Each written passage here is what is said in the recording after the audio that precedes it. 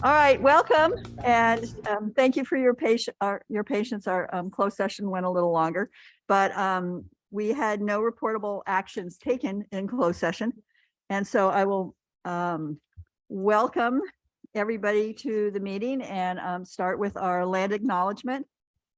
We acknowledge that we gather at Santa Rosa Junior College on the territorial traditional land of the Pomo people in Santa Rosa and the Coast Miwok people in Petaluma, past and present, and honor with gratitude the land itself and the people who have stewarded it through the generations. So thank you for coming. And as always, we appreciate your patience. Our board is committed to the continued education and safety of our students, faculty, staff, and community stakeholders. The Sonoma County Public Health Office has issued recommendations for public meetings, and we urge all participants to follow them. This meeting is available in person and remote. So for whether you're in person or remote, please wait to speak until you are called on by the chair. If you are participating remote, you will not be able to see other remote attendees or use the chat function. And as always, the board requests that presenters keep all presentations to the following time limits: 3 minutes for public comments, 5 minutes for monthly updates, and 8 minutes for board presentations, employee of the month, and special presentations. There is an opportunity for public comment at appropriate times. If you'd like to make an in-person public comment, either at the beginning of the meeting or before an agenda item, there are cards available at the back of the room. If you could please fill them out and bring them up. For remote public comment, there was the option to submit comments by email or phone prior to the meeting or during the meeting. If you want to make a public comment remotely, you can raise your hand, the button at the bottom of your screen, or if you're dialing in for the meeting, please use *9 on your phone. So thank you. So moving on, I'm going to ask our first agenda item is approval of the minutes. So I need a motion and a second, please. Second. Okay, thank you. All in favor? Aye. Any opposed or any abstentions? Okay, thank you. All right, moving forward, we have an employee of the month for September, and I think Mike Roth is going to make the presentation. So welcome. Thank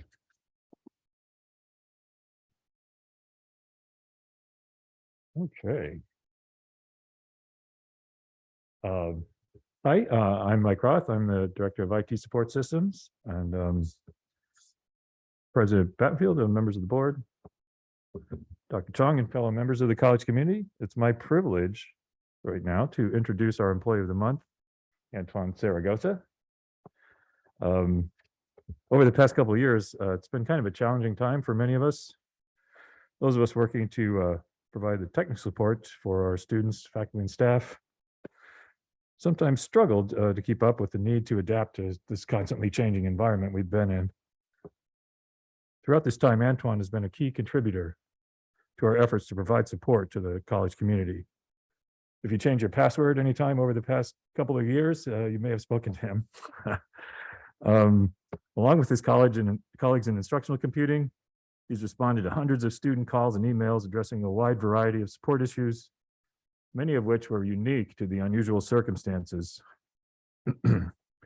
In addition, he's volunteered to assist the IT help desk with the large volume of faculty and staff support requests that arose both from the need for everyone to switch to working remotely and more recently for everyone to come back to campus. Despite the stress and challenges, Antoine has maintained his collegial approach to the job, his ability to stay positive and focus on supporting his coworkers and all of the members of our community has been an inspiration to me and is much appreciated by all of us on the IT support team. Antoine's one of the people that makes SRJC a great place to work. As an example, about a week before he was announced as Employee of the Month, one of his coworkers asked me, "Hey, what's the process to nominate someone for Employee of the Month?" I asked, "Oh, who'd you have in mind?" And of course, it was Antoine. Didn't surprise me at all, but it sure felt good to be able to respond and say, "That's already done." So without additional delay, let me introduce Antoine Saragossa.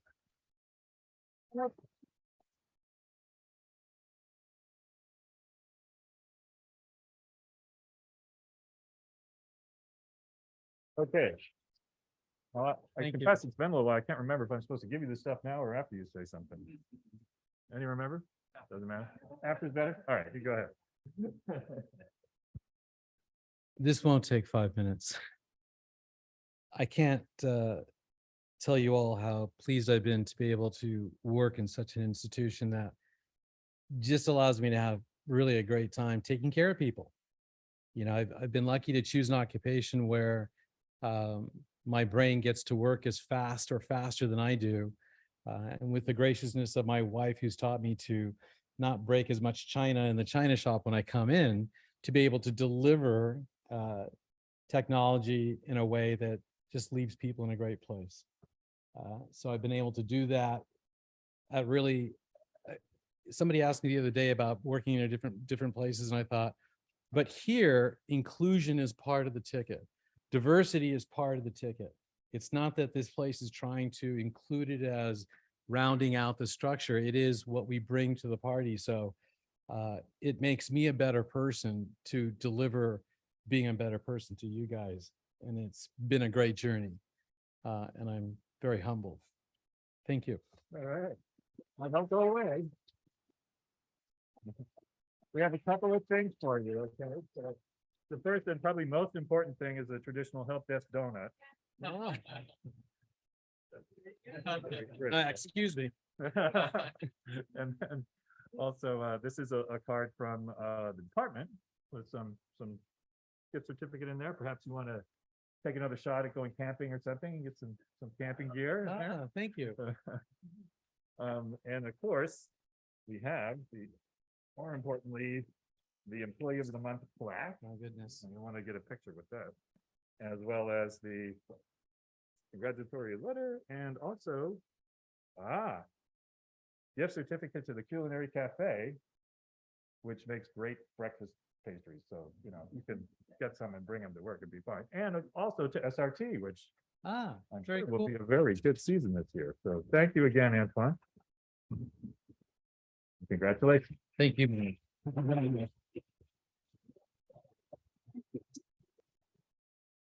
Thank you. Thank you, everybody.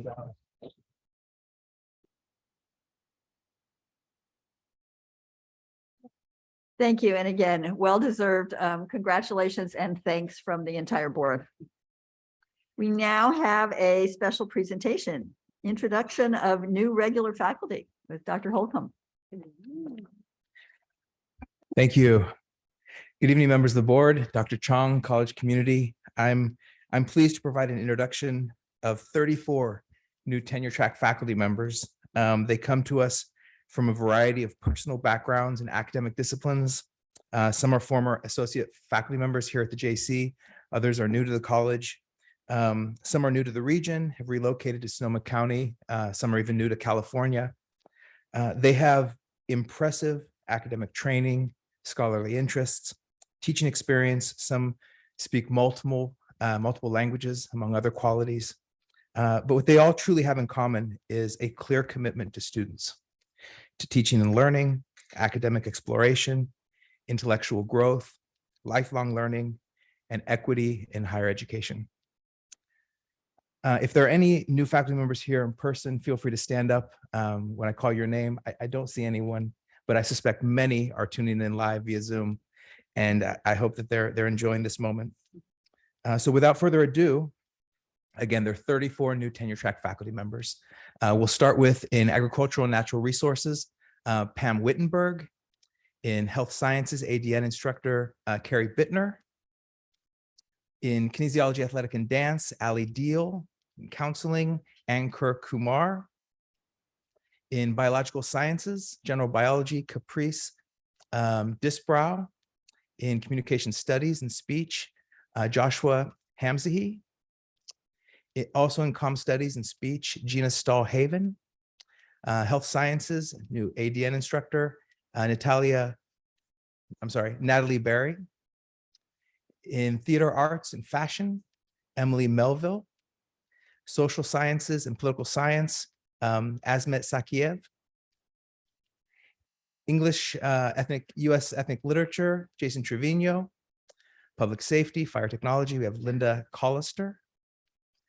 Ethnic Studies, Native American Studies, we have Shirley Lori Thomas. She goes by Lori Thomas, right?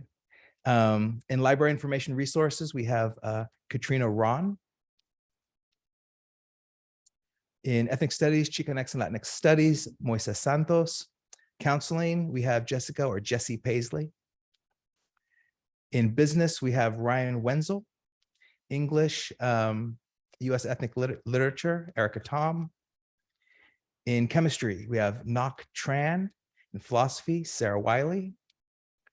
Computer Studies, our Adobe lead, Stephanie Clark. Engineering, Applied Technology and Construction, Peter Lavelle. In Ethnic Studies, African American Studies, we have Jordan Bell. In World Languages, new French instructor, Elise Petit. In Health Sciences and Associate degree in Nursing, we have Anita McInnes. In Art and Photography, Nick Simcoe. In English, we have Angelica Barraza. Humanities and Religion, we have Rafael Vasquez Guzman. English as a second language, Bentley Kavazi. Ethnic Studies, Asian American Studies, Stephanie Chang. In Ethnic Studies, African American Studies, we have Jason Seals. In Public Safety, Emergency Medical Care, Kathleen O'Connor. And in Health Sciences, the new Pharmacy Tech program, we have Jesus Nieto. Those are our new 34 new tenure track faculty members. Let's give them a round of applause. Let's give them some love.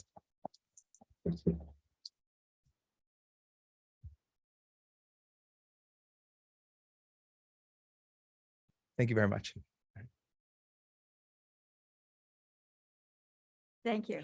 It's exciting to see new and kind of new faculty and not so new that are all here with us. Thank you. All right, next item is public comments.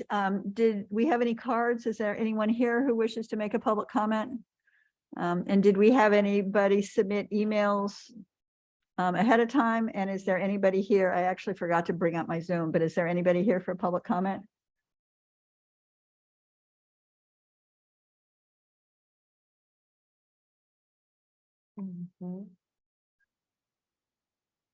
Oh, we're good. Okay, I am going to close public comment then.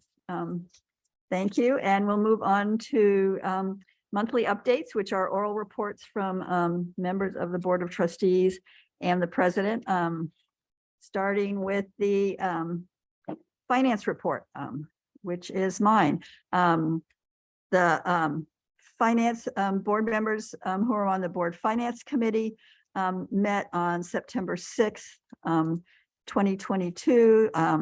That was myself, Trustee Martinez and Trustee Fishman in attendance.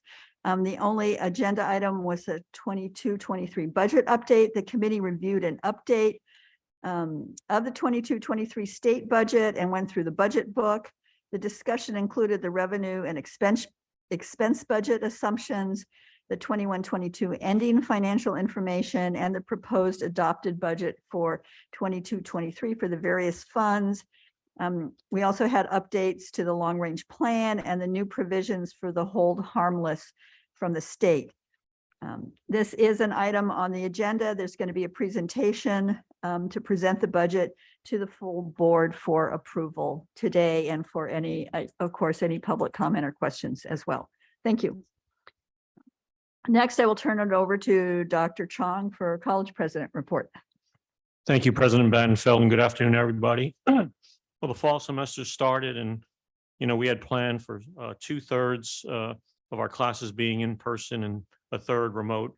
The actual, as it turned out at the end of the day, we have about 60% of our classes in person and about 40% remote. I'm happy to and pleased to announce that our decline in enrollment, which has been trending that way for the last few years, has ended for now. We're slightly up in headcount and FTES. I've charged Vice President Holcomb with developing a strategic enrollment management plan, and he is working together with the college constituents in order to do that. He's already working with a work group and deans to institute short-term measures for this semester, and he'll be coming to the board probably early in the spring to present a more comprehensive plan to continue to get us the trend back up. And this is something that's not a SRJC problem. I just returned from Washington, D.C. This past weekend, and it's a national problem. Colleges throughout the nation are unfortunately experiencing declines in enrollment, and particularly in community colleges, and particularly students of color and marginalized groups. So we really have to double up our efforts to get those students back. And I'm confident we can do it under the leadership of Vice President Holcomb. This is also Hispanic Serving Institution Week. And I'm happy to say that it's HSI week. And from our standpoint at SRJC, our HSI Lanziamento program initiative has more than 2,400 students in over 70 HSI designated courses this semester alone. And this intervention has correlated with gains in transfer rates, grade point average, and course completion rates in both math and English for Latinx and low-income students at SRJC. Our HSI STEM initiative, the Avanza Madano program, is off to a strong start, having held summer academies in STEM and health sciences, a new STEM learning community, and they had an evening mixer and open house scheduled for later this week, which all of you will get invitations to. I really want to commend the key leaders and stakeholders on our HSI work, including Laura Larquet, Mosley Mora, Darcy Rosales, Kathy Prince, Robert Holcomb, and members of the HSI steering committee and implementation team. And as they often say in describing this work, Lanziamento, together we launch. So appreciate it for all the HSI folks who have been moving this forward. Finally, I wanted to talk about something that's been brought up in the college community, and what I've been hearing in many of the shared governance meetings that we've been going through is answering that question, what aren't we going to do anymore? And that's something that we are now openly discussing. I've been talking to our cabinet about it and senior leadership. And I want to acknowledge, first of all, how hard it's been for everyone the last 2 years, both remote, in person, how everybody's gone the extra mile in order to get us remote, and now all the work going back to get us back in person. And now we're sort of have 1 foot in and 1 foot out. So I want to empathize with the transition and sometimes trauma of returning in person on campus. But we're developing some guiding principles and processes to answer that question, because we know there's less of us and still a lot of work to do. So part of it is, how do we reimagine work processes? Can we go paperless? Can we have a more streamlined shared governance system? Can we do less things that are less core to the mission of the college? How do we innovate? This college is known for innovation, and we need to use our innovative brains to do things differently, to streamline processes, and also decide what we're not going to do anymore. And I'm committed to soliciting the college community's input using a simple, user-friendly survey. We're going to solicit input also from academic affairs, student services and business services, and even the president's office. We're going to analyze suggestions, and we're going to study them in cabinet. And then all those recommendations filter to the president and to the cabinet. And I will be bringing a set of recommendations, hopefully by the end of this semester, to implement in spring of 2023 for the board's review and input. So I really appreciate people speaking to me about it. I get it, and we're going to do something about it. And so I'm looking forward to it. I think it's an exciting time in this post-COVID environment where our work lives have changed, and I realize there's a lot of stress out there. So I'm committed to doing whatever I can, and please share your input, your suggestions. They're all good ideas. I can't guarantee we'll implement everything, but you will be heard. Your ideas will be studied, and then we're going to move forward. Okay, so I also presented to the Rotary Club recently in Santa Rosa, and I want to extend my gratitude to the Rotarians who have been very, very staunch supporters of SRJC with scholarships and donations. And tomorrow we will be presenting to the North Bay Leadership Council, which is a membership organization of leading industry partners in Sonoma County, about the value and the importance of all the career education that we do at the college, everything from our firefighter program and public safety, also what we're doing in the health care area in terms of nursing and dental tech and radiology tech and all of the allied healthcare professions we're doing, and also talking about what we're doing with our proposed construction center at Petaluma and how we're going to bolster the workforce there. So there's a lot to be proud of, and there's a lot of work to be done, but let's not work harder, let's work smarter. That concludes my report. Thank you. Thank you. Next, we have our Measure H bond update with Serafin Fernandez.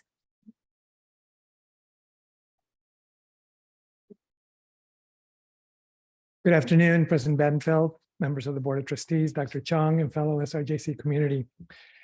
Today, I'm going to start my presentation with an update on the Lindy Center for STEM Education project. As you can see, the exterior of the building has been fully insulated. The roof is almost complete.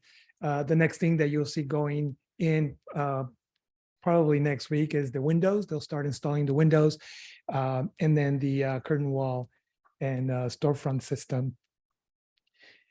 And on the interior, they've completed installing all of the major mechanical and electrical equipment, which will allow them to start closing up the walls as soon as our building is fully insulated.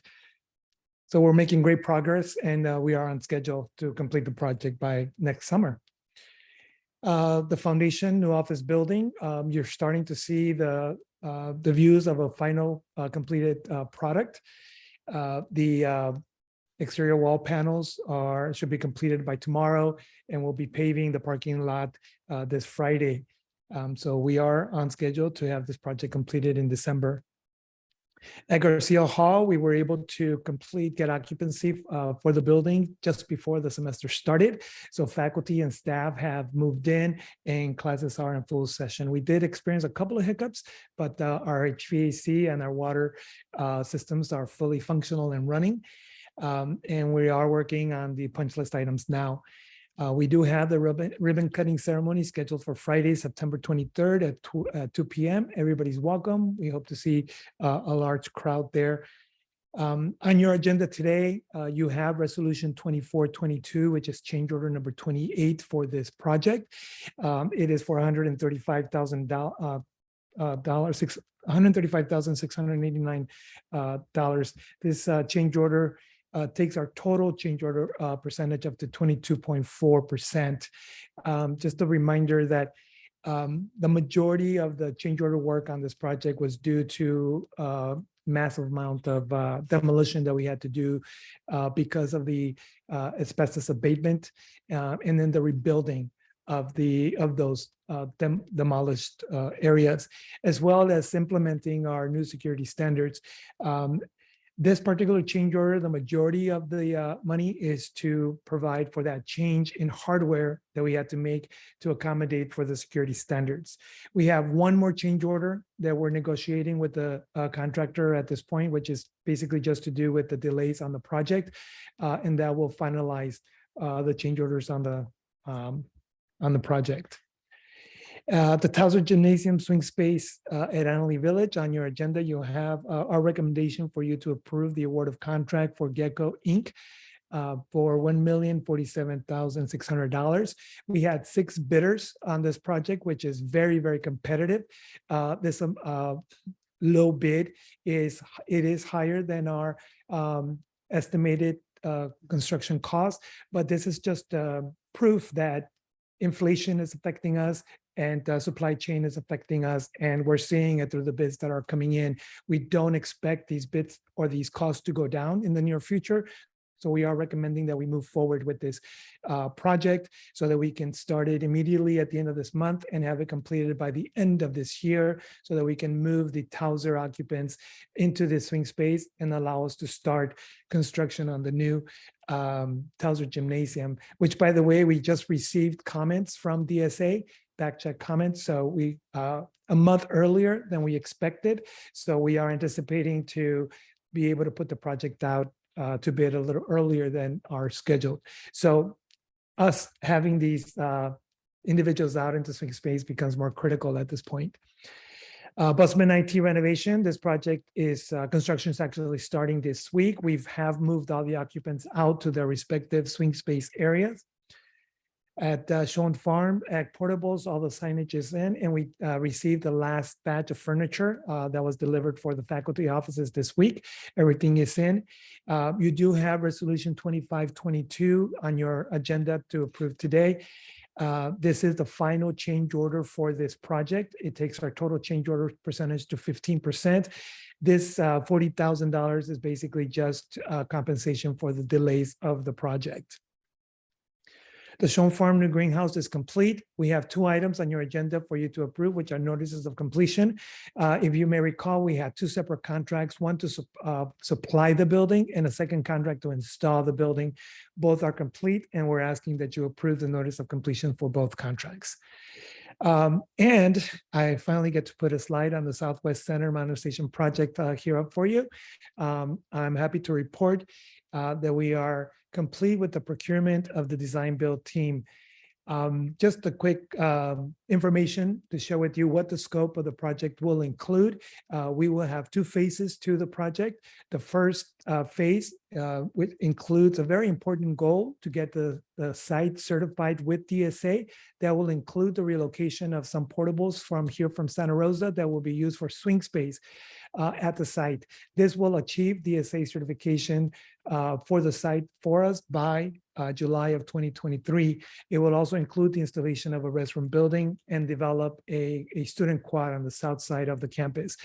The second phase of the project will renovate Heritage Hall and the construction of a new welcome center for the site.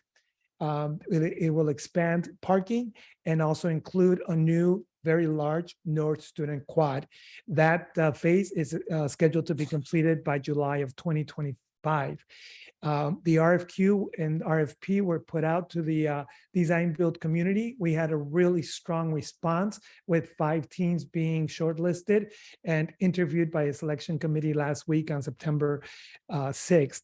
All 5 teams made great presentations, and the selection committee is selecting and recommending that you approve today the team of Lathrop Construction and H-Kit Architects for a design build contract of $16,026,608. By the way, Lathrop Construction is the construction company that is currently building the STEM, the Lindley Center for STEM Education project.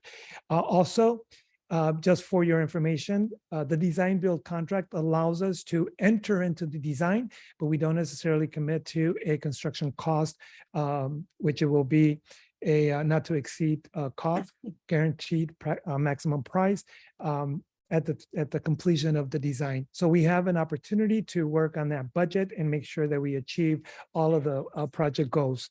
The next step on the project after you approve this contract is for us to develop and work with a working group that will begin working with this particular design build team on the actual design. Other items that I did not mention for your approval today include a final amendment number 2 to the CAD modernization phase 2 project for the consolidated engineering labs. This is amendment number 2. This is DSA testing and inspection. Change order number 6 for CWS construction for the central plant. This takes our total change orders to 4.2%. Then we have for the student housing building project, also an amendment to the same testing lab to provide testing and inspection for that project. And then we're also asking you to approve the appointment of Dr. Chris Abramson to the Citizens Bond Oversight Committee. We had a resignation on the committee, so we advertised the position. And we had one application submitted. This application was Dr. Abramson. It was reviewed, and we feel that she is qualified to represent the position, and we're recommending that you approve her appointment.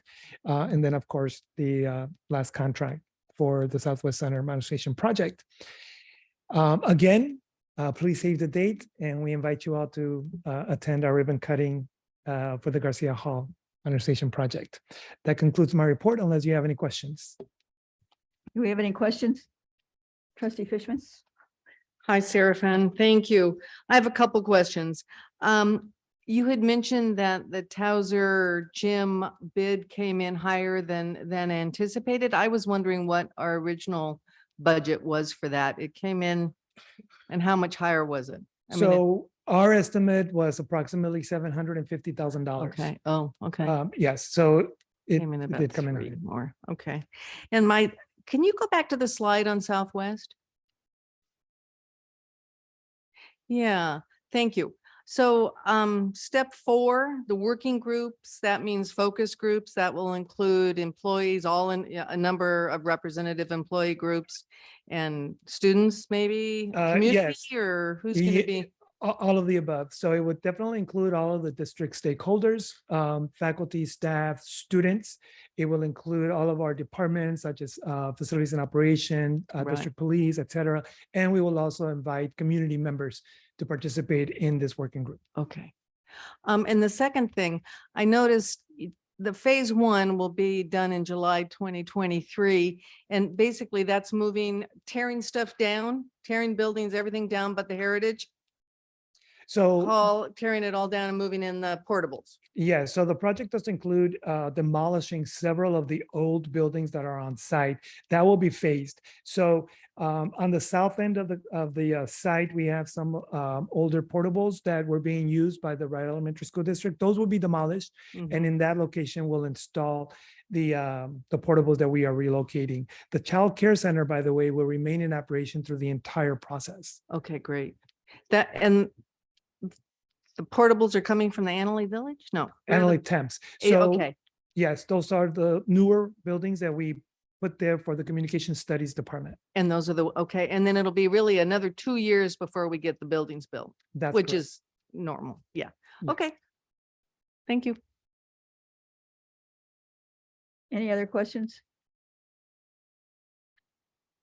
Yeah, I had similar questions about just since I was there for Welcome Day and it looks like a lot of the buildings need to be demolished and so, but that's part of the plan is to, or at least the ones that won't be demolished yet will be blocked off, so there won't be any access. That's correct. We are working right now with facilities and district police to secure those abandoned buildings. So before the design build team gets on site, we're working on securing those buildings. And then as soon as they get on site, they'll provide additional security to the site. Great, thank you.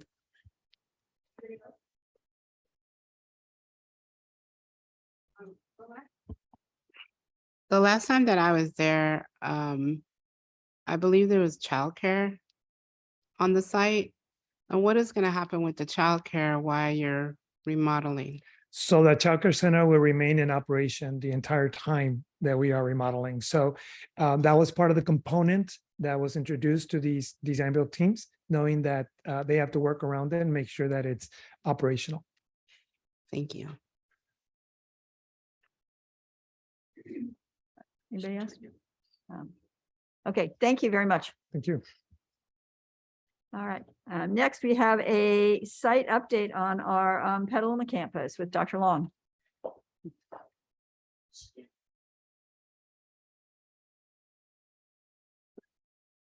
All righty. Well, thank you so much for having me here today. I'm Dr. Matthew Long. I'm your Executive Dean for SRJC Petaluma, and it's my pleasure to tell you a little about what's going on at Petaluma. There's a lot to choose from, so I just picked a few highlights to talk to you about today. And it's me. The first, of course, is our amazing event, our grand reopening and our first evening fundraiser for SRJC Petaluma called Building Futures. It's held on Saturday, September 24th. So just 11 days from now, 4 to 7 p.m. This is an event done in coordination with campus administration, our amazing foundation, and the Friends of Petaluma Campus Trust. Much thanks to our work for Trustee Fishman on this as well.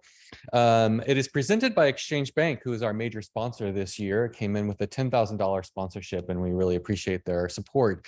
In addition, we have almost 50 other sponsors for this event. The support has just been amazing from our community. I think folks are very excited to have us back in their community, open and live for our events, and are very excited. We will be raising funds for 4 areas that you see before you: our library, our student center and the programs within that, our STEM area and our programs, and then our intercultural center. So those are our 4 focus areas. And it is hosted by Ken Wayne from Crown 4 News, who's a local Petaluma resident and a great supporter of the campus. And our very own David Rao, library technician, his band Petty Rocks, that really is rocking and doing really amazing work out in the community. It will be our headliner for that. So we hope you can join us. I'm excited about the event, and it promises to be a fun time. In addition, just to update on Petaluma instruction, as Dr. Chong mentioned, we are mostly in person, about 66%, so a little more than the district average in terms of Petaluma site, and 34% online.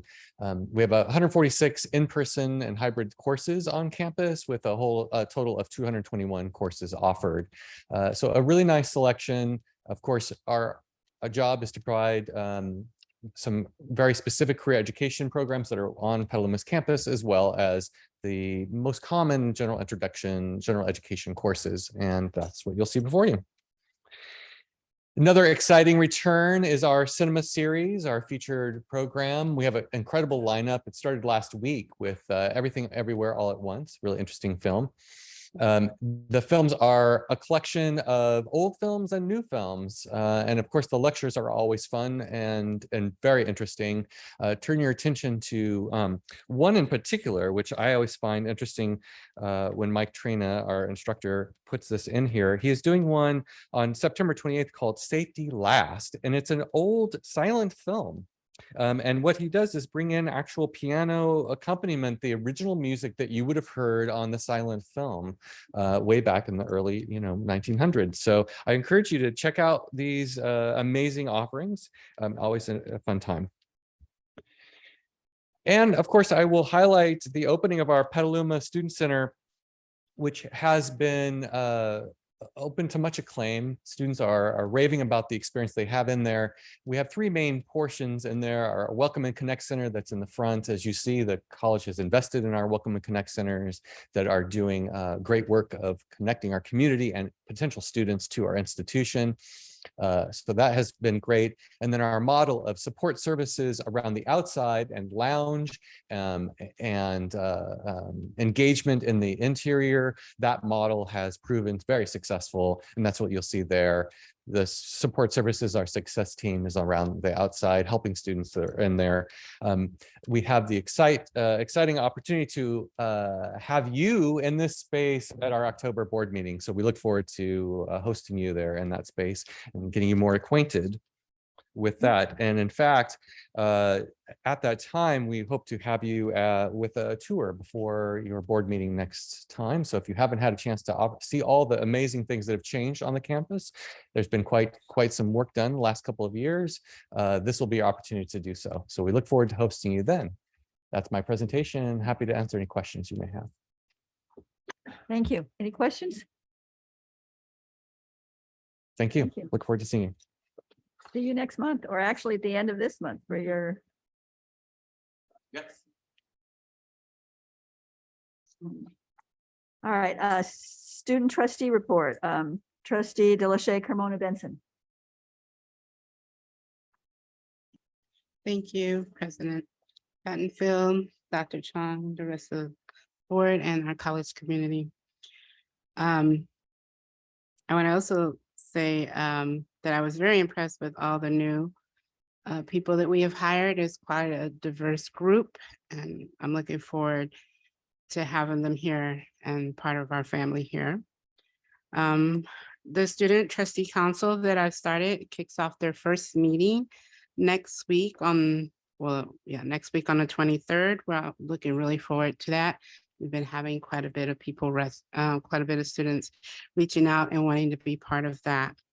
I have to say that I've been walking around and checking out the students and seeing that the morale is coming up, and, you know, more and more students are coming on campus, and the campus doesn't look so dead anymore. And I think that's just wonderful. I just drove here from Petaluma, and the Petaluma campus also had so many students walking around looking ever so happy. I was really, really, just warms my heart to see all the students slowly but surely coming back on campus. Next week, actually this week on Wednesday, we start our Spirit Week, and it's gonna run into the following Wednesday. And it's gonna start with Club Day here on this campus, and I'm definitely looking, you know, forward to that. And all the clubs are gonna be tabling. So if anybody's on campus, please come through, check out all the clubs and what they're doing. And I also want to just say that we have some really, really incredible students here. And I thought I'd take a little bit of time to highlight one of our students and make that like part of my report every month. And this student is Jimmy Brock. Jimmy Brock is 38 years old. He's a re-entry student, and he started at SRJC in 2002. He has been here faithfully for 20 years. He is the president of the Students for Recovery. He's the VP of the Disabled Club. He is our VP of Finance on Student Government. He's the treasurer of ICC. He's a second chance student. In the community, he has a lot of roles as well. He is looking for an AA in general ed and a human service certificate. His future is wanting to get a master's in English and eventually get a PhD in English. His hobby is listening to audiobooks, and he is also on several committees, the College Council, Student Life, he's a treasurer, he's a student rep council, he's on the Student Trustee Council with us, and also the District Safety and Health. He's also in Homeless and Housing and Security, and he's also the treasurer of the Flip Club. And he does all this, you guys, with a GPA of 3.9. It's fabulous. And I just want to just highlight him. Thank you. Thank you. All right, next, board member comments. Yep. Trustee Kendi? Yeah, I just want to thank everyone. A few events I attended. First, it was putting up the last beam, Seraphin, that on the student housing. A lot of you were there, and I think it was really a great event. Really fun to see that last beam finally go up. That was really something. So it's very, very impressive. Then also a couple weekends ago, up at the Schoen Farm, it was the John and Terry Boletto soft opening for the tasting area. Brad, you know, it was great. Everything you guys did up there, and everyone was so dedicated and excited, and it was getting a little warm that day. That's when we were doing our heat. And let me tell you, the rosé tasted very good that day. But anyways, it was a nice event. There was trustees there at both the events, and congratulations to all for successful events put on. Thank you. I'd just like to comment on the student support guide. That was a direct mail piece that went out to the public here recently, and whoever was behind putting this together did a wonderful job. So thank you very much. Okay. That was Michelle Poggi, right? And so Well thank done. you, Michelle. Good job. All right, anybody else? Yeah, Trustee Fishman? Yeah, I just had the pleasure of going to 2 welcome days in Petaluma, the welcome day, and at Southwest, and they were both great events. And I know I took a lot of joy in looking at the welcome day photos from Santa Rosa. So I know universally welcome day was a really positive experience for students. And, you know, a special shout out to all of you for working on Saturdays, pulling yourself away from lesson planning, leaving your offices to go out and greet the students in such a warm, welcoming way. You know, it really makes a difference. You could almost feel it in the air, and it was special, and I was happy to be there. The other thing that I was also very honored to be part of. Congressman Thompson called and asked me to be to represent SRJC at a panel discussion on women's reproductive rights. And so I did that with a number of other women from the Santa Rosa Health Center, the Petaluma Health Center, the Commission on the Status of Women, Planned Parenthood. I tell you, I was outgunned. These ladies were really impressive, but I represented SRJC well, and it was a growing experience for me in some ways too. Well, Dr. Long already stole my thunder about sort of telling about the event in Petaluma, but what I will say about that he didn't quite say is it's from 4 to 7. So, you still have all of your Saturday night. So you can come down, you walk around. It's not a sit down dinner. You can stroll around and see everything that's going on. And there'll be beverages, adult beverages and good nubblies. And we'd love to see you there. The other thing I always have a moment to talk to individual department chairs and things. And I had a lovely chat with Brad Davis today about the Community Membership Advisory Council, and he will be providing the handbook that's referenced in the board agenda to the board when it gets printed. It's not quite printed yet. And so, Brad, thank you. And I think that's it. I'm done. Oh, hi. I was at the soft opening as well. And I want to say thanks. I think his name is Connor, and I'm horrible because I took my kid and he went out of his way and hung out with him. I think he was one of 2 kids. There was a baby. But it was really nice to see that because again, Show Farm just does that. They're always very family friendly, even though there's alcohol involved. But he was really sweet, shared some of the produce from Show Farm, and Joaquin wants to say thank you very much for that. So wherever you are, thank you. And Southwest, I really enjoy going. I think the atmosphere is pretty awesome, and it's actually really nice to see former students who work for us there, because that's one of the few times that they get to see me. I'm like, hi. So it's exciting to do that. And then also, it was also really hot as well on that day, but everybody was, they were sharing like popsicles and all of that stuff. So everybody got really creative. And so it's really exciting. It was really exciting also because knowing that some of the visions that we have for the new space and really seeing the space again, and how much we have of it and how much work we're going to do with it. It's really exciting because I kind of saw like that this is happening. Finally, it's happening. So it's nice to see that and all of the work that everybody puts in to make sure that all of our sites have representation, that they look and feel like, they belong to the students and that are a part of us. And then also another shout out to Maggie for hosting Ariana at her campus, a former alumni of the JC Petaluma campus, who's a PhD candidate at UC Riverside. So thank you. To add to that, that baby was my new grandson that was there at the tasting. And 6 weeks old. And yes, Dr. Chong, he was carded, so we're good. Okay, anybody else? All right. Okay, yeah, and I won't repeat what everybody else said, but I also attended some of the welcome days, and yeah, it was great to see all the energy from the students, and yeah, appreciate all the staff that took extra time. I know those events just seem like they pop up and they happen, but I know they take a lot of work, so I'm really thankful for everybody who organized them and made them happen. It's no easy task to do events planning, so who's ever in charge of it all, thank you. And then just as a business item, I just wanted to let people know we have had an ad hoc committee that's was tasked to work on some board policies. They redid our board evaluation. It's being chaired by Trustee Benuelos, and just wanted to let people know I have asked her to continue with the ad hoc committee in connection with our accreditation goals and some of the ways we have to redo and renumber some of our board bylaws and policies.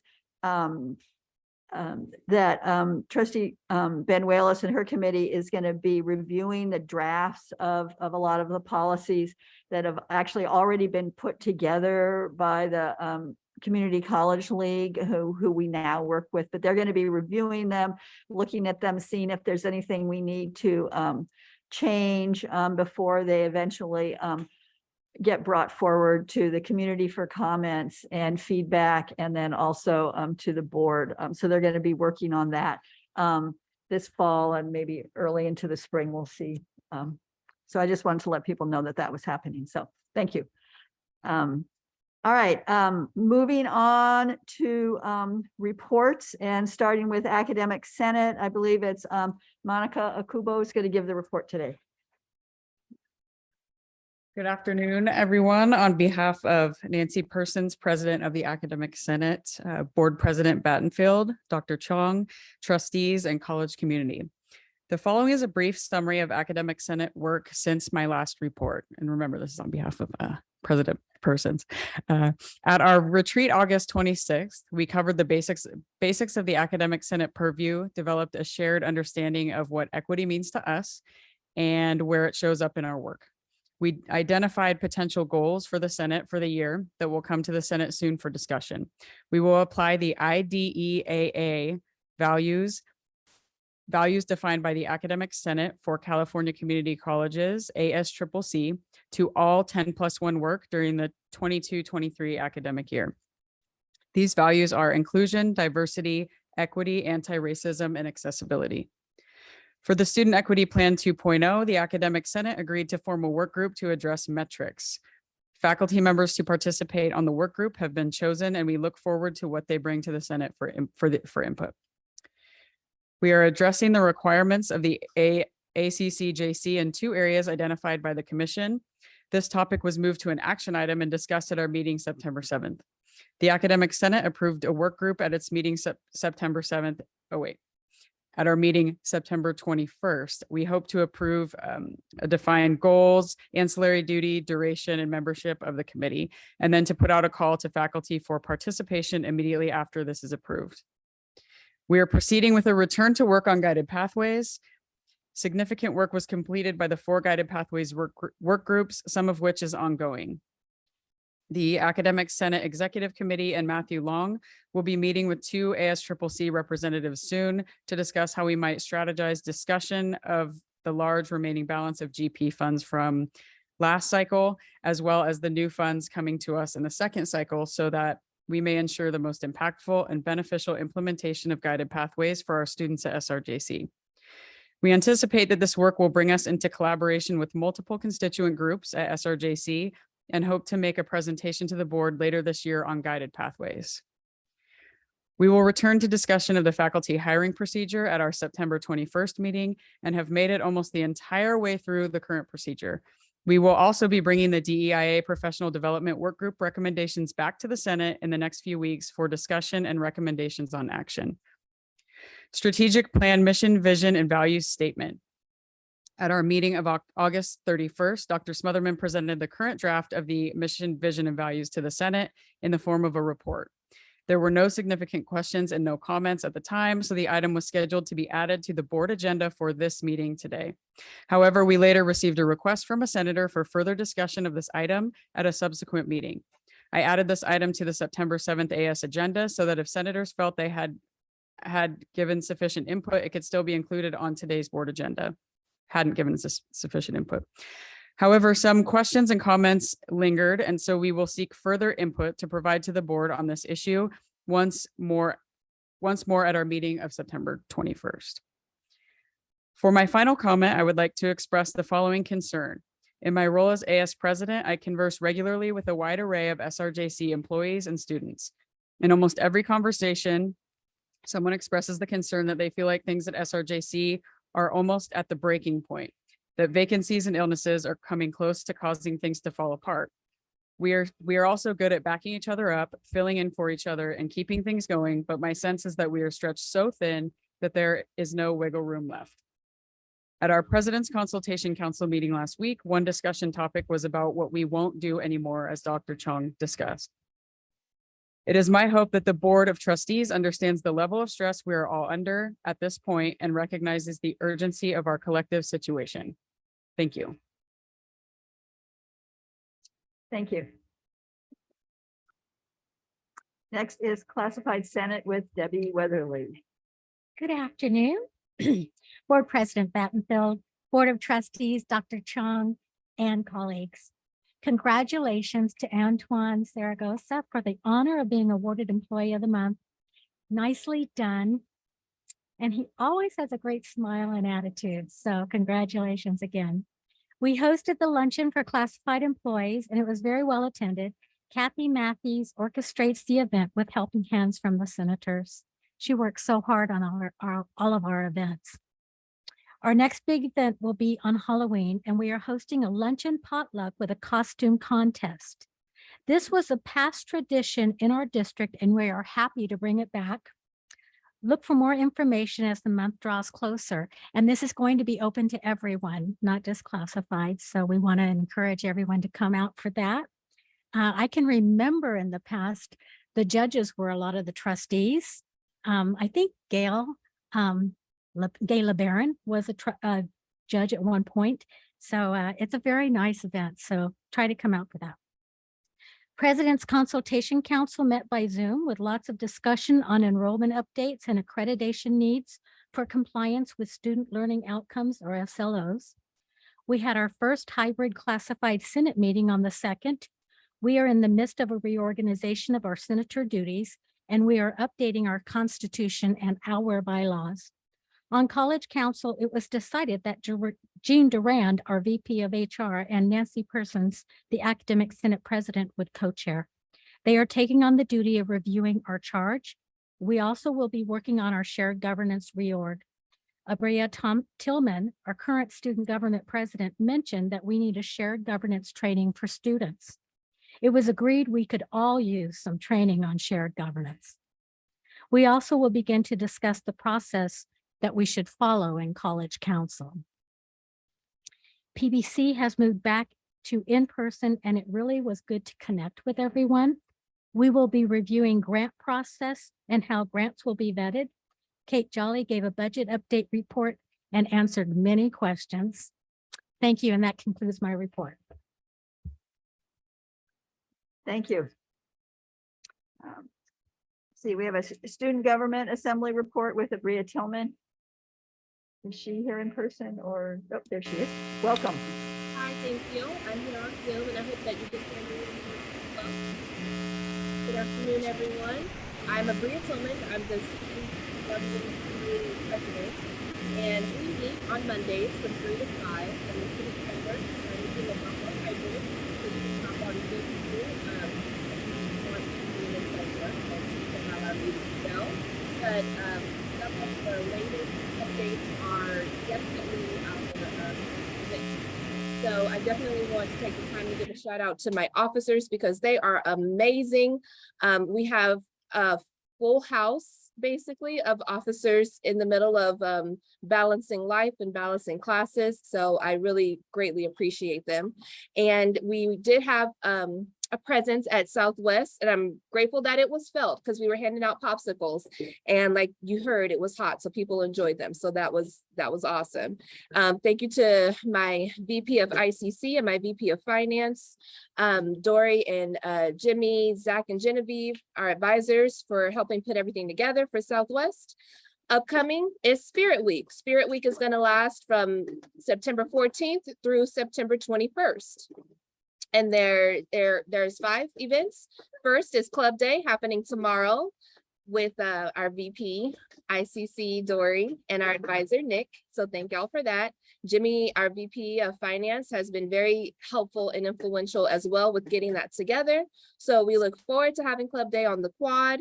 On Thursday, the 15th, we're going to have a SGA collab with BSU on the quad with our VP of Marketing, Petaluma Dewan, is hosting the event for Bring Your Own Business. And it's a great way to highlight our student businesses and our community businesses in a way to shine light. So that's going to be fun. That's the 15th. On the 16th is game day, men's soccer, women's volleyball. If you don't know, SGA is very close with athletics. In an attempt to get everyone to be involved with Club Card Premium, we offer free admission to our games and theater and cinemas.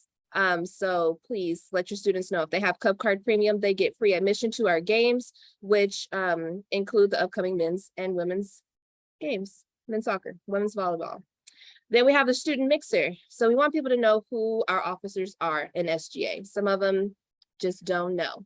So next Monday, during SGA times, we are gonna have a mixer. So students can come and know and learn who the officers are in a very fun, positive, friendly way. So that's happening next Monday. Then we'll have a club advisor training. In an attempt to get more clubs, we also need an advisor per club. Some people don't know what that entails. So, we're gonna have a training. That'll be on the 20th. And then last but certainly not least, to end our Spirit Week, on the 21st, we're gonna have Get Involved online workshop hosted by our advisors. So thank you to Zach, Genevieve, Melissa, and Nick, our advisors who are so supportive, all my awesome VPs for Spirit Week, okay? And then we're gonna collaborate, SGA is gonna collaborate with peers on September 28th for Suicide Prevention Month. That's gonna be in the SAC from 5 to 7 on the 28th. And part of our panel will be some of my fellow officers. So I definitely look forward to my EVP, my VP of Finance, and my trustee to be there as well for the Suicide Prevention collab with peers, September 28th. SGA has definitely attempted this semester, this year, with getting out who we are and what we're all about. And the best way to do that has been with our partnership with PR. Thank you, PR. So if you want to know more about what SGA has going on outside of meetings, look to SGA Thursdays. Thank you to my VP of Finance, my VP of Student Life, and my VP of Marketing, who have already put out videos highlighting who they are and what SGA is all about in their respective lanes on our social platforms. There's also the What's New at SRJC Monthly. We are grateful for PR to be including SGA in that as well, because it goes out to faculty and it's now going out to students. So you'll also know what's going on with SGA there. And we have been doing a lot of photos, hence all the makeup. We had the photo shoot in Petaluma today to update some of our videos.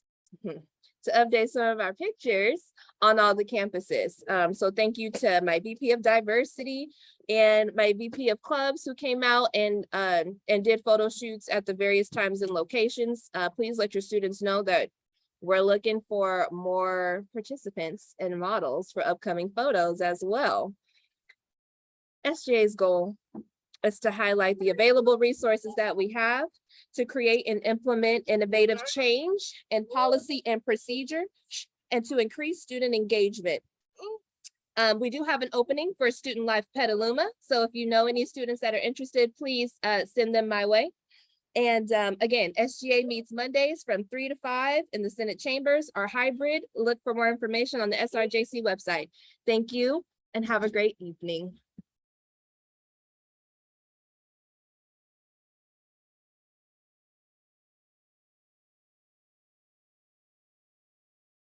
So moving on to SEIU with Sandy Segala.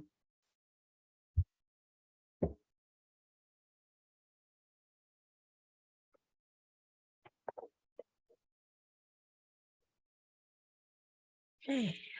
Good afternoon, Board President Battenfield, Board Trustees, Dr. Chong, and students, colleagues, and community. Thank you for your attention today. I first would like to start off with apologizing to the Board of Trustees. I was alerted that I've been over my report time frame, and I just wanted to let you know. Last month I was, and I know it was, but there's things that you need to hear that sometimes there's not enough time within 5 minutes to get the word to you. So I apologize for that, and I'm moving on as the clock is ticking as I'm trying to explain myself. So August the 12th, SEIU, we participated in the 2 sessions of PDA. We had sessions 2 and 3 and was very well attended, very successful. We covered miscellaneous contract ratification details, and in addition, we were able to provide other various contract articles that classified had questions about. And our agenda also included information in regards to the subject of job stewarding, which is when, classified have concerns that revolve around their jobs. So we talked about that and how that works, as well as an update to the classified review study process. We have also been involved with the district initiated transfers because that continues to go forward monthly. We had several this month, and we continue to work very closely with the district on this. SEIU continues to work with academic affairs in regards to the workload issues that I brought up last month with the board, and Vice President Holcomb is working on various ways to address this classified professional workload or overload issue. Classification review continues moving forward, and we have roughly around 6 classifications yet to fulfill. One being the administrative assistance area is a very, very large group. So I don't know how long that one's going to take, but it is very lengthy. The committee hopes to complete this first phase in September so that we can move forward reviewing the feedback from our classified. Then, of course, there's the appeal process if there is disagreement, which will begin to be addressed soon thereafter. So the classification review committee continues to move forward to get the process completed. We can't wait till it's over. It's been a long, long time. So SEIU has created a committee to work on a Shown Farm CSA boxes, which will include veggies and fruits from Shown Farm to be dispersed to our classified professionals. There will be 25 boxes each for a total of 100 for the fall semester. However, this is starting out. SEIU will send a survey to the classified, and the first 100 to respond will receive a CSA box during this fall semester. Yet to have a detailed discussion with the district on costs and all that. An exciting gathering was provided by the Classified Senate. Debbie Weatherly and her team was put on August the 24th. It was a welcome back luncheon with many employees in attendance. It was a great turnout. I enjoyed it. Everyone there enjoyed it. And of course, we also enjoyed the excellent food that Kathy Mathis provides. Thank you, the Classified Senate. I attended our SEIU monthly executive board meeting late August, where our president, Joseph Bryant, was recruited to Washington, D.C. with Mary Kay Henry, our Service Employee International Union president, to serve in the national executive board position. We were sorry to see him go, but he deserves to be there. We then installed a new president for our local SEIU, Ms. Teresa Rutherford from San Francisco, to a 3-year term as president. On behalf of SEIU, I also participated on the hiring committee for the recent Dean of Students intern position with hopes that the decision is put out on that soon. And this concludes my report, and thank you for your attention today. I think I still have a minute left. Thank you.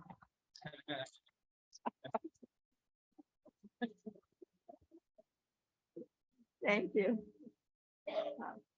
Management Liaison Team, Sarah Lagos.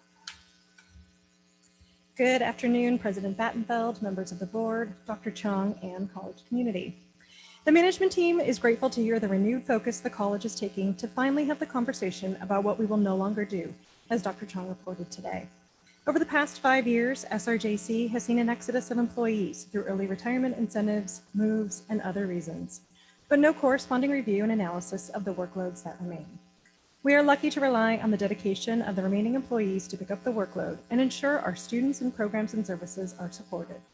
And while I'm proud of our management team for the additional responsibilities many have taken on with no complaint or adjustment, this is an important and necessary conversation to have. We look forward to implementing the actionable steps necessary for change. It's been a relatively smooth adjustment for a concentrated return to campus. I hope I didn't jinx anything by saying that out loud. But a special acknowledgement to Hank Langford and his team, who not only are dealing with the return of thousands of students and employees to campus, utilizing all the facilities and spaces, but also had to contend with an unprecedented heat wave last week. Thanks to Hank, David Liebman, and many others, our buildings stayed cool, and our students were able to continue to access programs, events, and services inside rather than in the sweltering heat. For most of us, the hot weather and the approaching fall brings back memories of smoke and wildfires. It's why the team at Public Safety Training Center is so important for the safety of our community. Lanny Brown is fiercely passionate and cares about his program and students. Lanny is a statewide leader and collaborator with the State Academy Directors Association, pushing for changes and working on modernizing police academy curriculum. Steve Potter is extremely dedicated and goes above and beyond to support the students in the public and the basic police academy. Steve is always available to his recruits every hour of the day and on site taking care of everything from students to facilities whenever an issue arrives. Steve is a go-to person no matter what comes up. Charisse Arnolds is a hardworking and dedicated manager who juggles more than most given the nature of her programs, with multiple short-term in-service classes that cross multiple accreditation, partner agencies, and college regulation hurdles. And finally, Ken Sebastiani leads our fire technology program and has successfully worked with the SRJC Foundation to bring our students multiple opportunities to give back, in turn supporting future students for years to come. Ken also led our Fire Academy to receive the inaugural and very prestigious Ronnie J. Coleman Award as the best fire academy in the state. As we face another fall, we're grateful to have this team educating and training the next generation of first responders. As the college continues to focus on enrollment management strategies and identify ways to grow our enrollment, we have all likely heard Dr. Chong say, enrollment is everyone's job. Whether we're talking to our friends, neighbors, or individuals we meet in a grocery store, we are all ambassadors for the college. Sometimes though, ambassadors can get a little stumped on where to turn or how to help our prospective or current students enroll and persist. That's why SRJC is so lucky to have Vida Smith as the Director of Admissions, Records, and Enrollment Services. Vida is passionately committed to our students. She understands enrollment and admissions nuances, and her willingness to individually see every single student who comes her way with their unique needs and requests ensures our students don't get lost in the challenges of navigating bureaucratic systems and processes. We might all be responsible for supporting enrollment, but Vida clears the way so our efforts do not go unrewarded. Thank you. Thank you. All right, that is the end of the reports. Now moving on to information items. There was an information item posted on the student health fee increase. There I don't think there's a presentation unless the board has questions about it. You can make a presentation if you want, but we're good. Let me just explain that you've probably seen this before. And you gave the waiver back during the worst parts of COVID. And you lifted it, but we didn't get it in time. And this is on us to get it for fall. So we're just coming back to you, letting you know it will start in the spring. So pretty simple. All good? Thank you all. We're good. But it takes us up to the limit we can charge, Yes, right? and you already Yes. have a board policy that says we can charge the maximum. Max, and allowable. this is the max. That's the maximum allowable. Thank you. So we don't have to approve anything. And you're just You're all good. informing us that we're implementing our policy. Great. Yeah, in the spring. Okay. Thank you. All right, we were supposed to have a quick break, but I was gonna cancel it unless people need a break. Yes. Keep going. But if anybody needs to leave, leave and come back.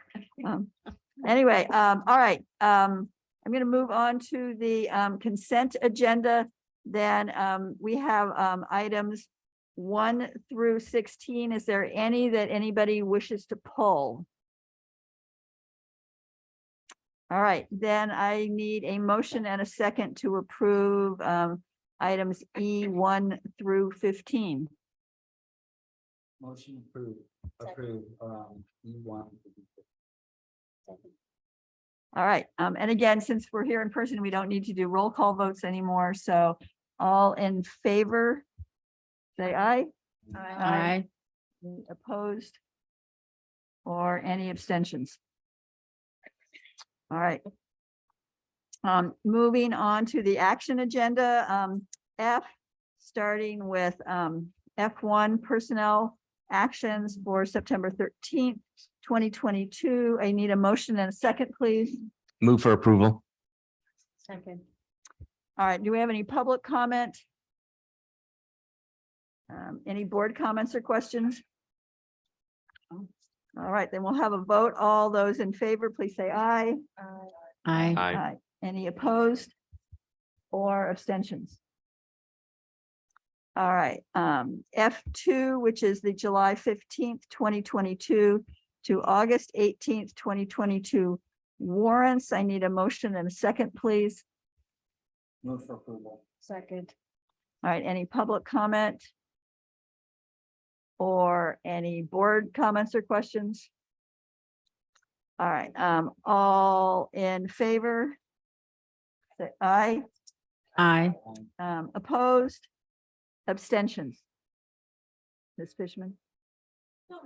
I'm just confused about something. I thought that on a consent calendar, we could say aye, but on action, we did voice. That's not right? Because we always had the student trustee go first. Just in resolution. Okay, all right, short memory. You okay? Huh? Yeah. For F2, you abstain, please. All right.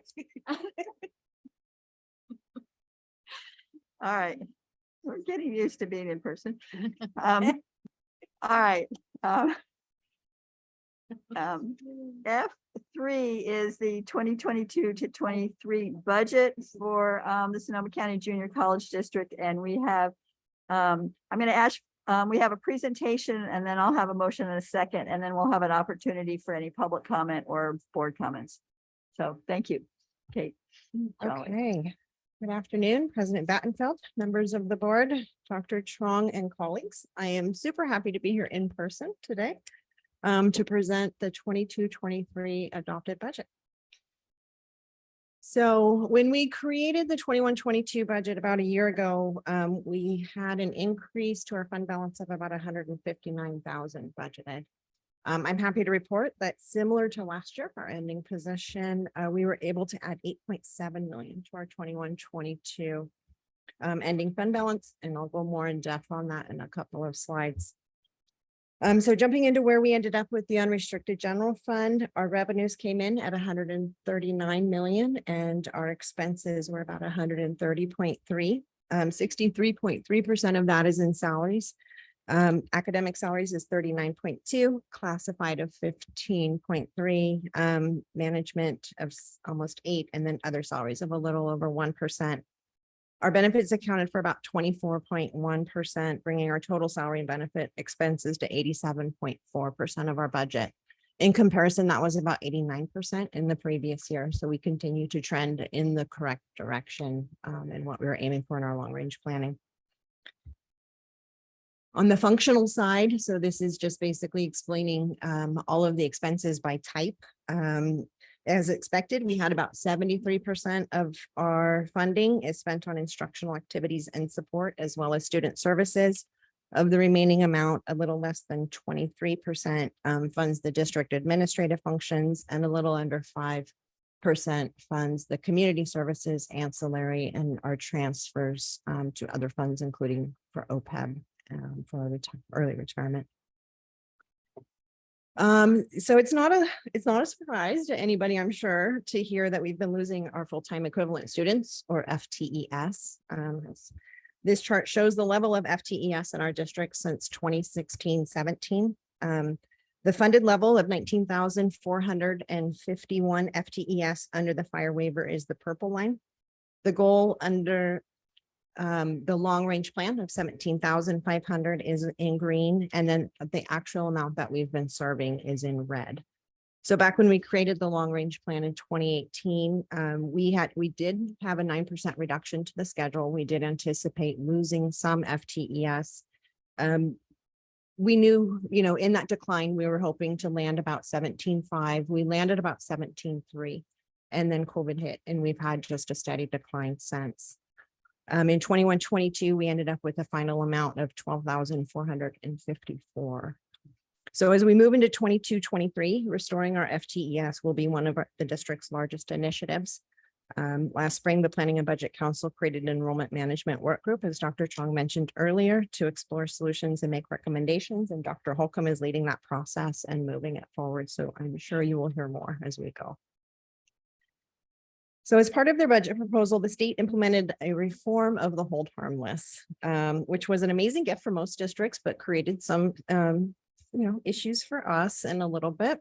So what it did was it made the funded 24-25 level the floor that districts would no longer go below.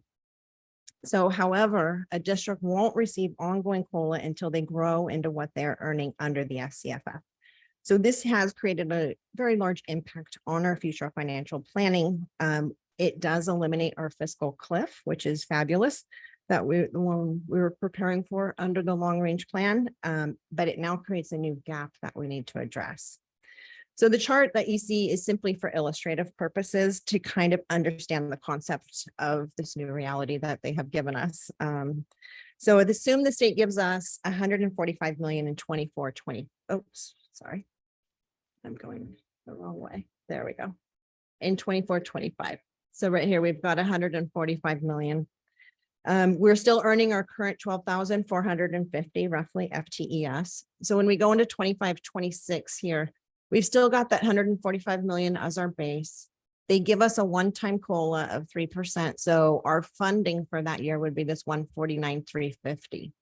However, we're getting ongoing COLA added to our average FTES. And so our earned amount, which is what the 12,450 is at this 106. And this is the amount that you'll see increasing throughout. Notice the gap of 42.9 million there.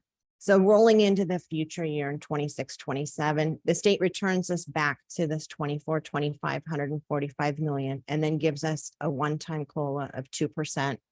Which brings us to 147.9 million for 26-27. Note that that is less than the previous year. However, the average FTES funding rate is increasing. And so this gap that we're earning along the bottom actually closes. So this has, this goes on and for future years. Just to give us a sense of what this means for us long-term, for 22-23, the gap that is created is about $36 million. So looking forward and using a lot of various assumptions, if we didn't increase our FTES, it would take us till about 2037 to grow into our funded amount where we would earn ongoing COLA. However, we are not facing the fiscal cliff, which is fabulous. You know, there's a bright side to this, I promise. But because the COLA is only one time, not ongoing, to afford increasing costs, you would have to reduce each year in order to afford any ongoing costs. So that is the critical nature of the work that Dr. Holcomb is doing to under the enrollment management plan. No pressure. I'm gonna hand that to you. But you know, the bright side is, you know, under the long range planning, we had assumed always 17,500 FTES was that level that we wanted to get to. I had that on the previous slide. Under this new formula, we would need to get to about 17.3 in order to achieve our funded COLAs ongoing. But there is a lot that needs to happen between now and then. You know, it's 3 years out. And so this is just a preview of the discussions that you will be hearing more about as we go. So the long range plan. So the changes that I just talked about really have a significant effect on the future of our long range plan. I'm happy to continue. We still make progress. We've reduced 17.4 million. There is 5 million remaining under the original plan. However, with the changes in the hold harmless from the state, this creates a new issue from what we were previously facing. Because there's no longer a fiscal cliff or that extreme loss of funding that we had been planning on, and instead just a loss of COLA. With no mechanism at the state level to take the loss and become fiscally stable, the focus instead changes over to FTES and what level we will be able to return to. Once we realize that, we will be able to return to our long range planning process on how to manage the remainder of the gap ongoing. So for 22-23, I am recommending an additional $500,000 reduction so we can continue to realign resources to areas that are under-resourced. We also have reductions from 21-22 that we were only able to achieve using one-time reductions in previous year that we will be finding permanent solutions for in 22-23. Beyond that, I am recommending we take time to, we pause to take the time needed to let the enrollment management work group create their plan this fall and provide the information needed to do the meaningful long-term planning. Okay, so now for 22-23 and how that all translates into what's before you for approval today. So all budgets are built on major assumptions, both on the revenue and the expenses side. Assumptions are the differences between the previously approved budget and the one that's before you. So for revenue, we have budgeted enrollment of 19,451 FTES. That is the amount under the fire waiver, as well as, the hold harmless will then kick in future years. The state did fund a 6.56% cost of living adjustment on apportionment funding. As our head enrollment declines, we are seeing drops in local revenue. So we have a reduction of 468,000 in the budget to account for that. We received 1.8 million last year, an allocation of 1.8 million last year for full-time faculty hiring funds. We did receive the allocation in sufficient time to be able to hire those faculty, but it was after the budget had already been approved. And so we've added that in for this year. We're increasing 201,000 for an increase in rates for lottery and the mandated cost reimbursement funding. And then in addition to the COLA, the state funded a base allocation increase of 600 million for California community colleges. This included increases in tech funds to ensure districts could maintain remote offerings, funds the state's roadmap and the chancellor's vision, and helps to eliminate the future fiscal cliff. This results in about 7.1 million for the district. So moving on to the expenditure side, we negotiated a 4.44% salary increase with our groups. We have always had an offset in the budget to account for savings from personnel turnover. With the reductions under the long range plan, we're not seeing that same level of savings each year. So we are reducing the reduction, the offset by 250,000, bringing that down to 250,000, which is more in line with what we're seeing each year. We have the new faculty from the 1.8 million from the allocation we did above, and Dr. Holcomb introduced earlier. We have our normal step and column or salary adjustments for steps for our permanent employees. We saw increases to some other benefit areas in 21-22 as well as for 22-23.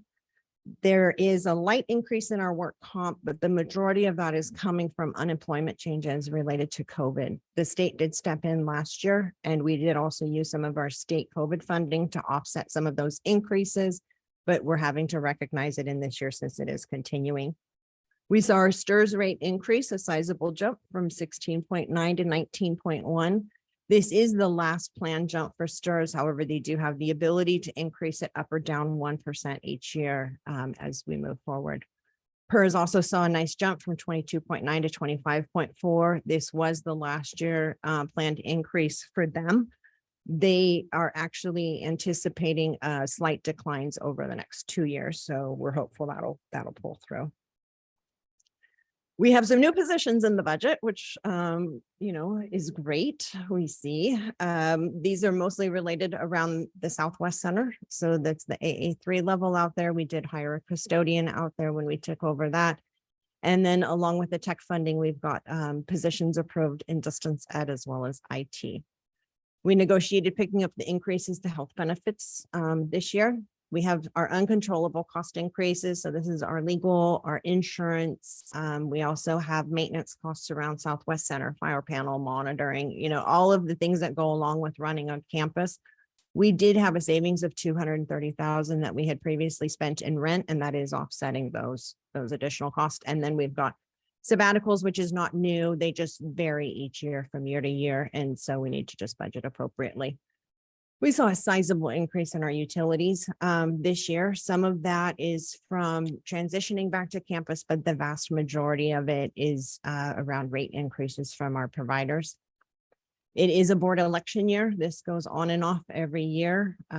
So it's back on this year. There's the $500,000 reduction to non-instructional positions from the revised long-range plan. We had an increase of $400,000 to our transfer to our retiree benefits fund. This is related to a couple things. It's around our early retirement option, not our early retirement incentive, but we had negotiated an increase to the stipend to that quite a few years ago. It was incremental. And so we've got that one step. We also have an increase in the number of retirees we have, as well as we've seen the rate increases in the benefit costs associated with them. And the most exciting thing in the world for me, I think this is the first time I have been able to talk about this since I agreed to take on this role. We actually have some new funds in the budget for innovation and growth.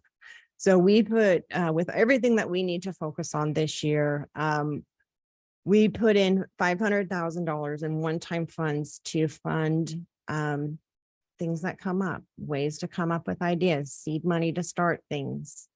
So this is, I think it's the first for me. So I'm super excited about that. I'll be honest. It's the little things in life. Okay, so when you apply all of that to our budget, here's the breakdown by the type of major level revenues and expenses for the 22-23 unrestricted general fund. Looking at expenses, we have about 62.5% in salaries and our benefits are 24.4. So our total salary and benefits is 86.9.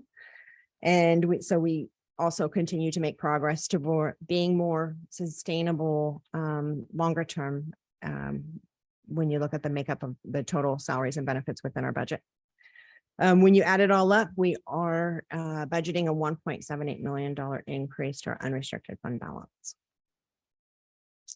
So here's our fund balance, and this is another beautiful thing. In 17-18, when we were just setting out, we had a fund balance of 5.4%. So this is an indicator of financial instability. We had been on the Chancellor's Office watch list. We got put on enhanced fiscal monitoring by ACCJC.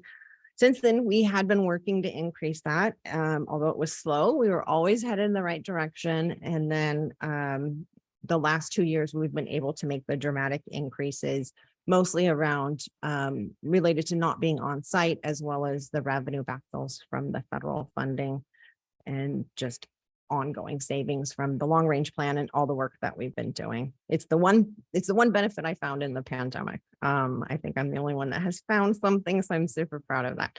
But it has afforded us to make headway on this quest of ours, or of mine, I guess.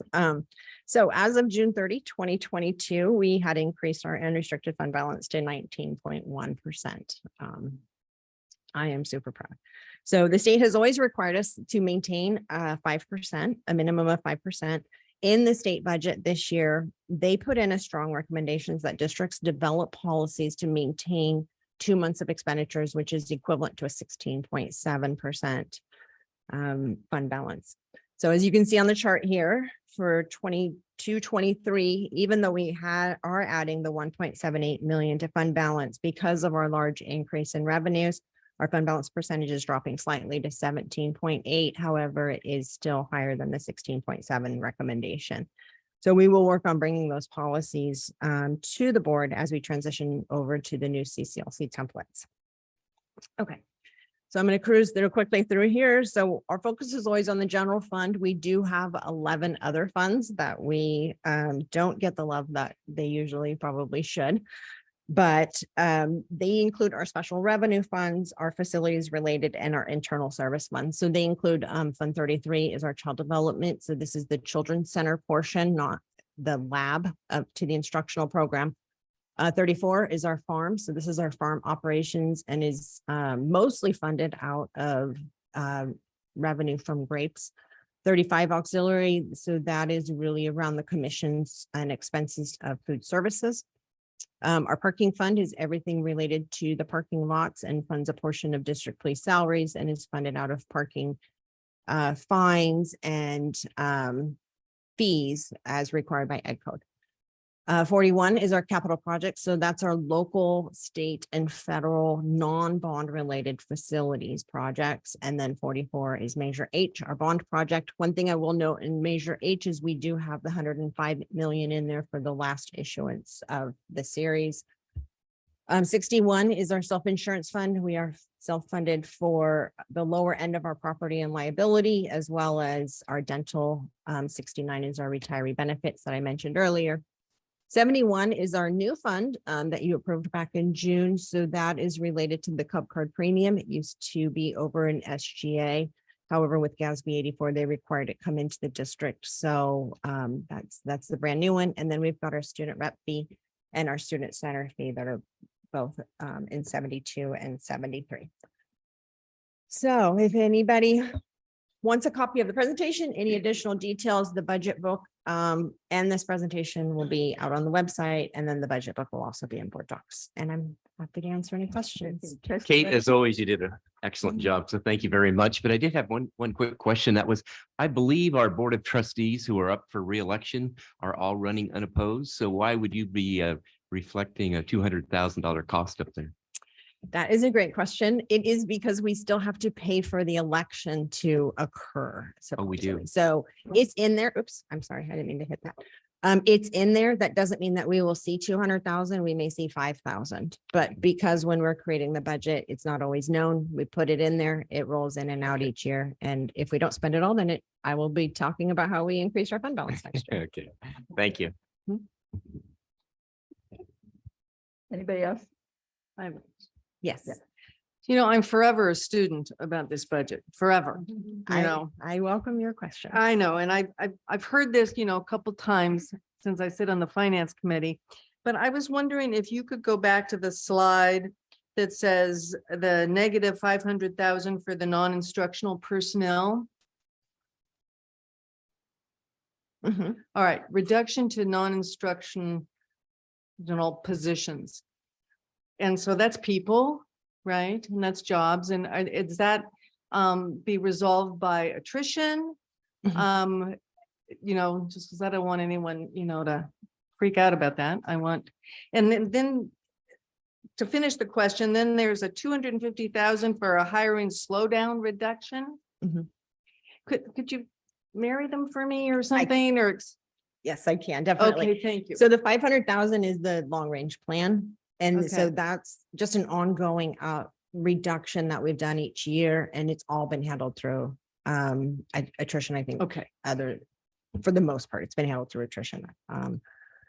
So that's that piece of it. So the hiring slowdown. So we used to see large amounts of savings from people leaving at a higher step, being hired at a lower step, taking 3 to 4 months to recruit for a position. And that used to we had a negative setup in the budget to account for that, so that our budget was more accurate each year. But now with the long range plan and everybody using those as one-time savings and to achieve targets and really being more on top of hiring and timing and strategic, we've seen that just really shrink over the last 4 years. And so I've been bringing reductions to the reduction to more align with what we're really seeing. So does that help? Okay. Yeah, anybody else? Yeah. Student trustee, Delashay. I seen that you had 500,000 for your fund growth and innovation growth. How exactly will you be using that money, and who can access that money? Like, how does that money? We gonna do be not have a used? plan for that yet at all. This is brand new. So it needs to get approved through here. And then I would assume we would be talking to the Planning and Budget Council. We have not talked about how that will be allocated out in any way or applied for or anything. We don't know that yet.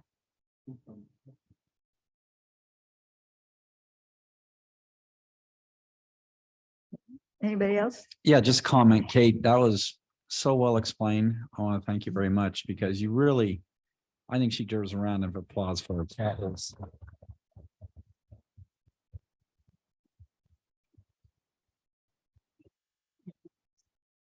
Thank you, Jeff. Yeah, but I'm voting no. We're voting no, so. Then Kate will be happy. All right, I need a motion and a second for F3 to approve the 22-23 budget. So moved. Second. All right, do we have any public comment? All right, and any other board member comments or questions before we vote? And again, this does not have to be a roll call vote. All right, so, all those in favor, please say aye. Aye. Any opposed? Or any abstention? All right, so we have approved our budget. Thank you again. All right. To Kate and to all your staff, I know, who have been working hours and hours on this. Yes, thank you. All right, then on to F4, which is this resolution 24 20 hall renovation. And Move for. all right, so all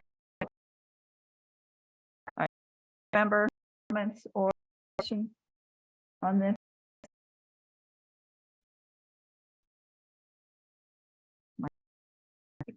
Sorry. I actually have a quick question, just because this is one where our it's 20.4. It's a I've seen time wondering.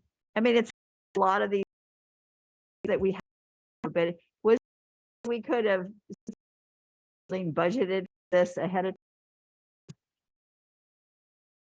I don't know. So the problem is that it's a very low number to be construction. Of out at a bit over 2 million is much as with the demolition that we had rebuilt the to make it whole. The actual cost, as you see, it's really what it was to do the job right. So I'm hopeful that we didn't have to disturb a lot of walls, floor. Unfortunately, we need to. So where the huge change. Most I think is the realm of our modernization project as far as change. All right, thanks. Thank you. All right, anybody else? This is a resolution. This is a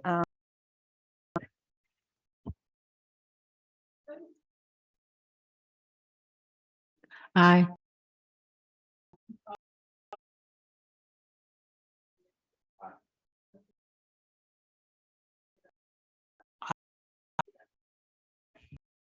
thank you. And then F, also resolution 20-22 from ag for motion and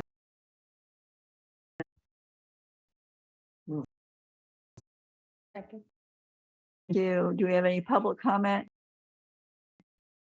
Or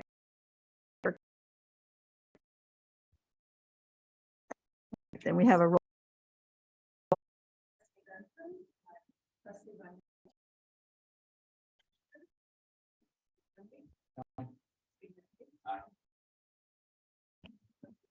Aye. 6, which is resolution and resolution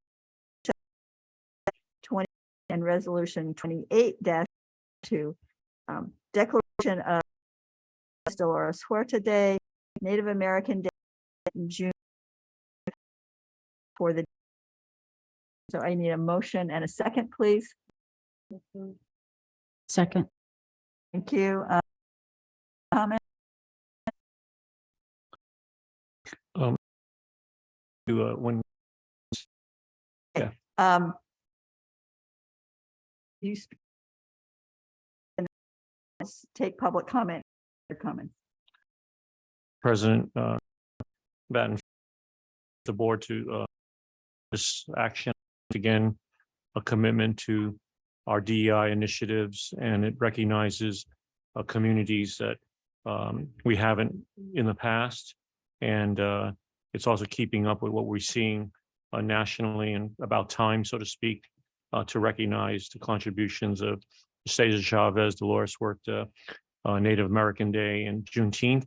I want to appreciate all the folks who advocated on behalf of this, student leaders, like our current student trustee, as well as others, as well as working together with LSFA, Black, and also the Native American Faculty Staff Association. So I hope people appreciate the difficulty and challenge of incorporating 3 holidays into the academic calendar. So I want to appreciate AFA for working with us. We tried to do it as quickly as we could. So as soon as we could actually work out all the calendar dates without disrupting instruction was for the year past. But we have 3 floating holidays for employees to honor these 3 holidays. So again, I urge the board to pass this. And again, it was not just an effort of one person, it was a college-wide effort. So that's all I have to say. Thank you.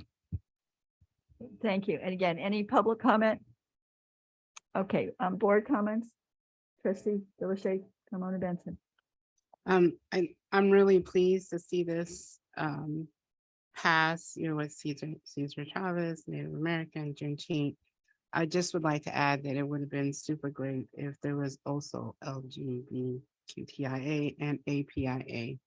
I know that we can't always have Cat Day and Dog Day and every day, but I just feel that other groups should be acknowledged as well. Anybody else have comments on the board before we vote? Okay, and again, this is a roll call vote. Aye. Aye. Aye. Aye. Thank you. All right, we have one more action agenda item now that we have approved the additions to the holidays. Is we can approve the 2023 to 2024 academic year calendar. So I need a motion and a second, please. Motion to approve. Second. All right, do we have any public comment? Okay, any board member comments or questions? Yes. I'll just speak really quickly. I just want to say how pleased I am to see this come to fruition. I know we've been talking about this at least since I've been here for the last couple of years, and I know it takes time, and I'm just really pleased and excited that we're finally doing this. All right, anybody else? All right, we have roll call vote on F7. Aye. Aye. Oh, I'm sorry. Aye. Aye. Aye. All right, that concludes the meeting. I want to remind everybody that in October, we will be meeting on the Petaluma campus. So I look forward to seeing everybody there. And thank you to those who attended in person and those who are attending remotely. Meeting is adjourned. Thank you. Yay.